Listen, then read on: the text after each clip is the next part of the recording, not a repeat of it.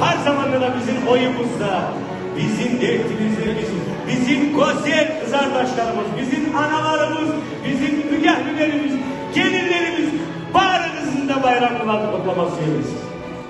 Sağ olun.